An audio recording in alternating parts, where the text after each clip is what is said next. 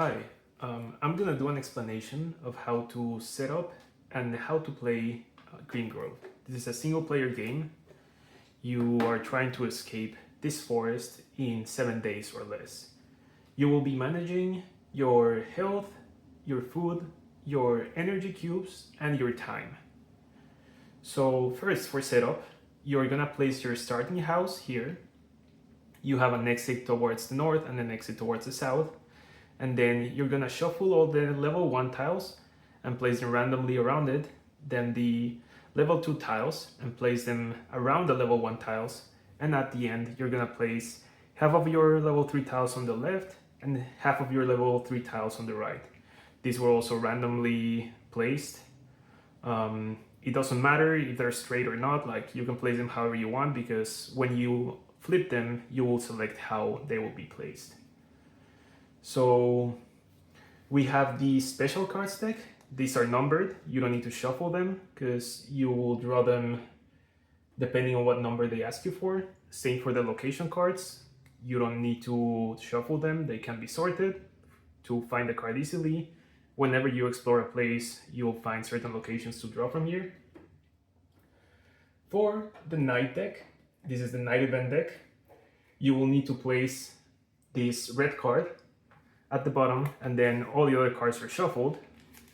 These are 6 different cards, and you'll place them at the top. At the end of each night, you'll draw them to resolve an event. You will also shuffle the item deck and place it next to your play area. We will have the level 1 enemies, level 2 enemies, level 3 enemies. This is the time tracker, where we'll move time depending on what actions we take. We have the player tracker, again with the HP, food, and your energy cubes. You will set your HP to 3. You wake up being hurt. You will set your food to 1. You will need to eat food every day during the night to not lose HP. And you start with 2 blue cubes, 2 red cubes, and 2 yellow cubes. Also, your discard will be empty. Every other small cube you can place in the bag. And you can leave your enemy meeples here and your dice next to you, wherever it's easier for you to get them. So for the game, the general flow is that you want to go outside and explore and then come back during the night, because once you get to the night, once the time tracker gets to the night, which is this dark section here, every time you need to move it further, if you are not in the starting house, you will get damaged. Like you will lose HP for each time you have to move out or have to lose time outside the house. The forest is punishing you and hunting you. You need to be safe during the night and be at home. And as you can see, there's still time that you can take once the night starts, but you always have some actions to do during the night. So you have these actions that are available to you during the night. So one of them, for example, is spend 3 time to get 1 HP. So you would move these 1, 2, 3 times if you're at home, and you would get 1 HP. That's one of the possibilities.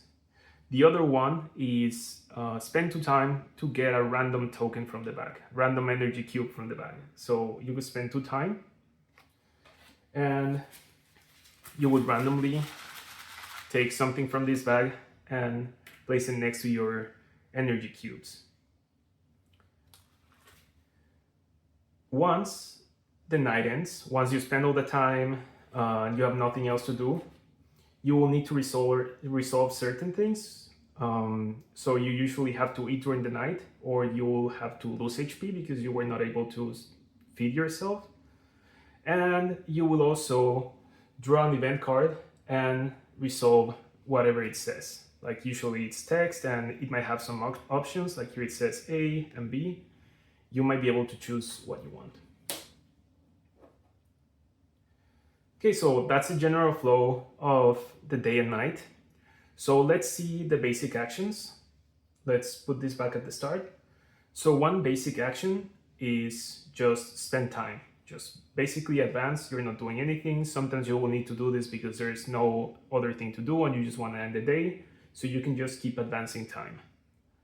The other main and the most important action in the game is moving. For moving, you will move one time or spend one time, and then you will move your meeple to an adjacent space. So in this case, you can see that these trees are blocking the path to the right and to the left, so I can only move up or down, up and down. So let's say I spend my time, I'm gonna move down. So there's this open path, I can move through it.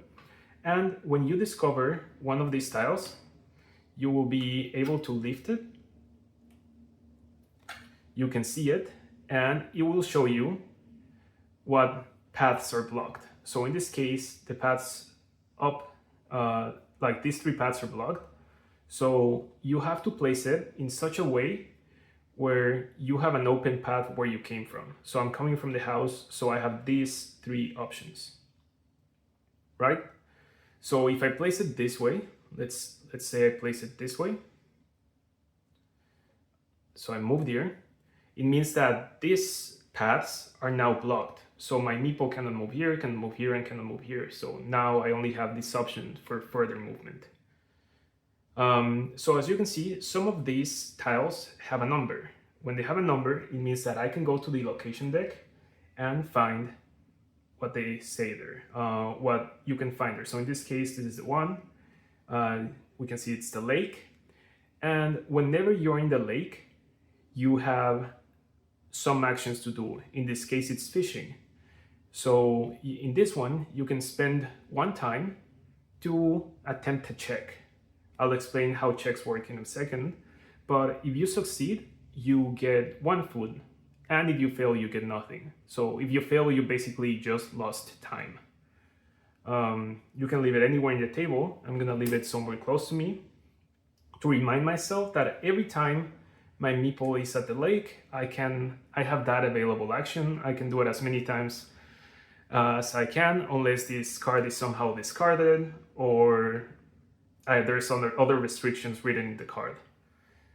Yeah, so those are the basic movements and how you decide how hexes go. And there's another type of card that we can find. So let's keep doing some actions just to show an example. So I spend time and I can move back here. There's nothing there. I spend time again, and then let's say I want to go up here. So I'm going to make this easy for myself. And let's see what we get. So whenever you see this, it means that there's an enemy. This is the enemy symbol. It tells you level 1. So I'm just gonna place it like that. So I can basically go this way or go that way because those 2 paths are blocked. But yeah, every time I reveal an enemy, I'm gonna have to fight them. I'll explain how fighting works in a second. But let's go with the checks first. So let's go back to the house, to the lake. And let's say I want to attempt to do this check.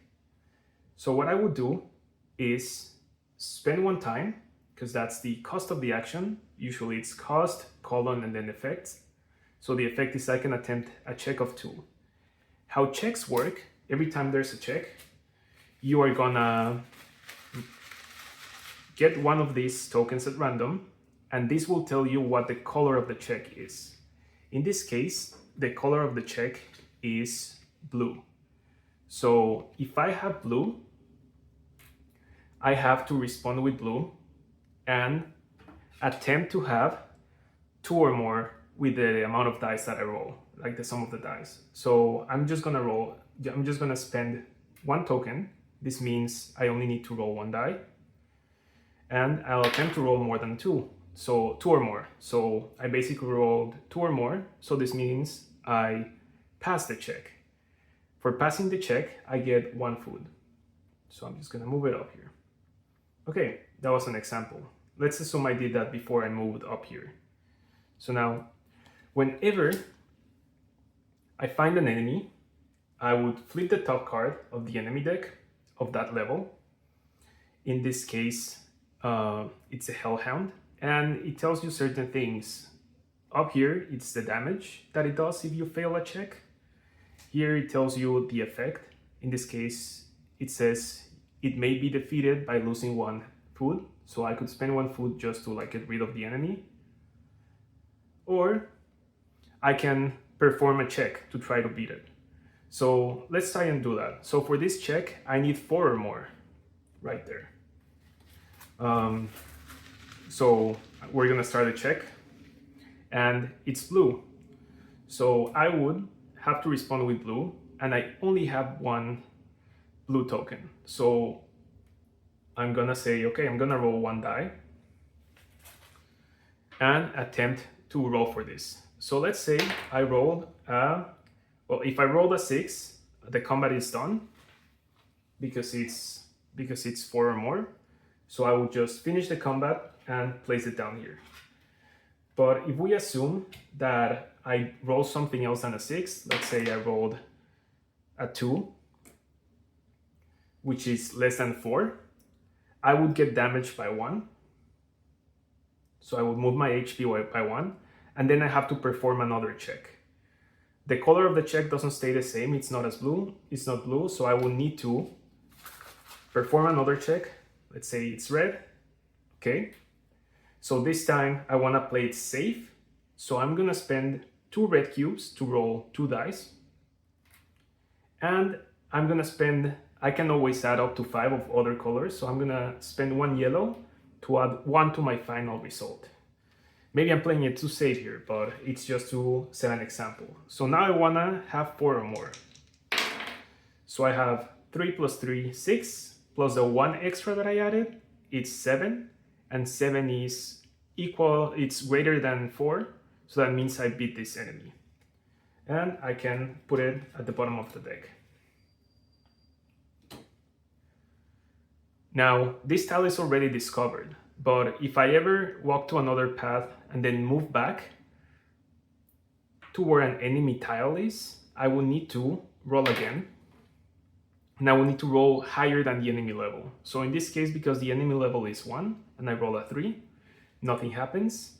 But if I ever move through here and I have to roll and I roll a 1, because it's not higher than the enemy level, I will need to fight another enemy. So let's say I move here, then I move back. I would have to spend 2 times for those 2 movements, and I will need to roll. So let's say I roll and I roll a 1. Because I didn't roll a 1 while moving through an already revealed enemy tile, I will need to fight another enemy. This is another type of enemy. Again, it has an effect, it has damage, and it has a check that we need to pass. Let's say I don't want to risk it and fight this enemy. You always have the option to hide. When you hide, you are going to spend time, you're going to roll 1 die. So let's say I'm hiding, you're going to roll a die. The result, which is 2, you add it to the level of the enemy. In this case, the enemy is 1. So the total is 2 plus 1 is 3. And I would escape from the enemy. I'm hiding from the enemy. I will need to spend those 3 times. So I spend the 3 time, and I would place an enemy meeple here. And I get to move somewhere else.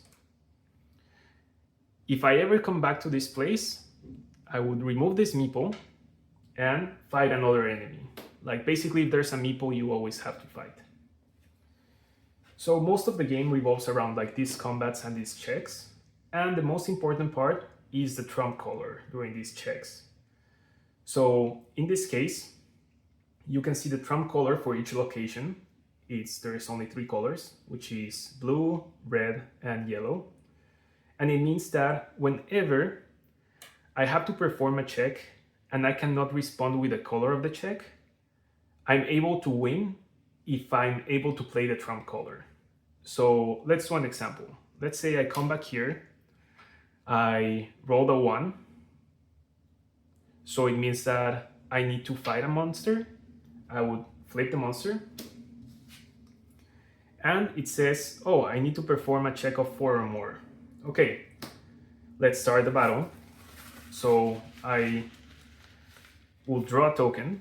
In this case, the color of the check is red.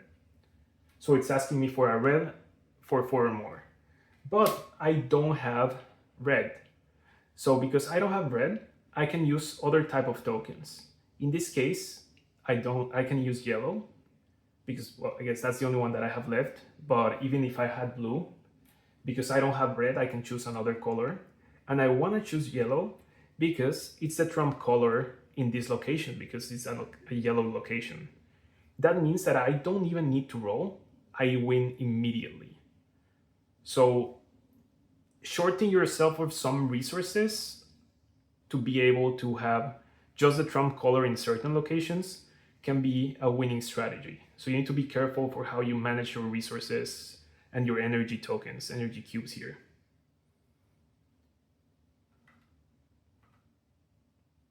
Okay, you are also able to find certain items.